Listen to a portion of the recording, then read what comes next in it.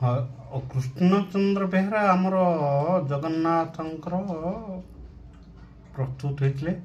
ତାଙ୍କମାନଙ୍କର କୌଣସି ଗୀତ ଅଛି କାହାକୁ ଶୁଭା ଯାଇଥାଏ, ସେ ଗୀତଟା ଏକଦମ ପାରମ୍ପରିକ ରୀତିର ବଢ଼ିଆ ରକମ ଶୁଭିଯାଏ। କିନ୍ତୁ ମୁଁ ଗାଇବି ଆଜି ଦେଖ, ମା ଖରେ ଫେରି ଚାଲ,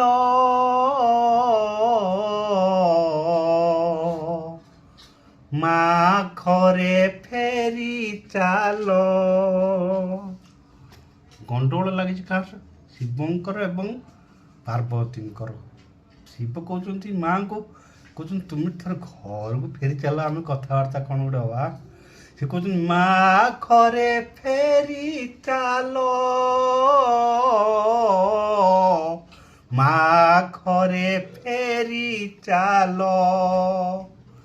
ଭୋଳା ବାପା ଆମ ଗଞ୍ଜା ପିଉ ନାହିଁ, ଭୋଳା ବାବା ଆମ ଗଞ୍ଜା ପିଉ ନାହିଁ, ଘରେ କରେ ଗଣ୍ଡଗୋଳ, ମା ଘରେ ଫେରି ଚାଲ, ମା ଘରେ ଫେରି ଚାଲ।